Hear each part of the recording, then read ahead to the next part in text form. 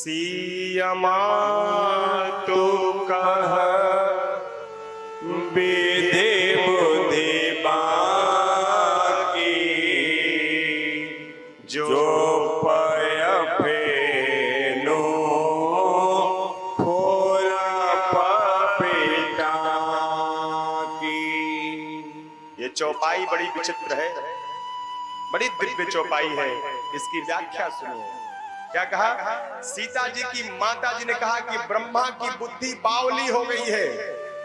सियमा तु कह विधि बुद्धि बाकी, विधाता की बुद्धि बावली हो गई है, जो दूध के फेन को फोड़ने के लिए वज्र की टांकी का प्रयोग कर दिया।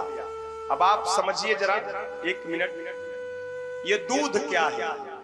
ये दूध अयोध्या का राज्य है, और ये अयोध्या रूपी राज्य का दूध किस बर्तन में रखा गया है?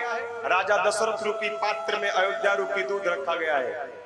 अच्छा, अयोध्या दूध कैसे है? क्योंकि मंथरा ने कहा था कैकेयी से कि अगर राम युवराज बन जाएंगे तो मैं दूध की मक्खी की तरह निकाल करके फेंक दिया जाएगा। ये सिद्ध होता है कि अयोध्या का राज्य दूध है। तो ये दूध किस पात्र में रखा है? तो दशरथ रूपी पात्र में रखा है। और दशरथ रूपी पात्र में रखे अयोध्या रूपी दूध का फेन क्या है? तो दशरथ जी के मन में राम को राजा बनाने की कामना ही फेन है, और उस फेन पर वज्र का प्रहार क्या है? तो कैकेयी की वाणी ही वज्र है, जो उस फेन को फोड़ने के लिए उस दूध पर प्रहार कर रही है। अच्छा बताइए, दूध का जो फेन उठता है उसको फोड़ने के लिए वज्र की जरूरत पड़ेगी? मुख से फूंक देंगे तो फेन उड़ जाएगा। लेकिन उस फेन को तोड़ने के लिए कैकेयी ने वचन वज्र का प्रयोग कर दिया। उससे हुआ क्या कि फेन तो फूट गया, लेकिन वो पात्र भी फूट गया। जिस पात्र में दूध रखा था वो पात्र भी फूट गया। अर्थात अयोध्या रूपी दूध जिस दशरथ रूपी पात्र में रखा है, वो दशरथ रूपी पात्र भी फूट गया। अर्थात दशरथ जी भी नहीं रहे, और दशरथ रूपी पात्र के फूटते ही अयोध्या रूपी राज्य का दूध बिखर गया।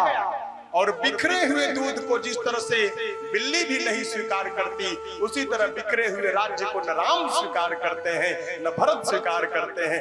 यही वो चौपाई की व्याख्या है, जो पय फेन फोड़ पपीता की।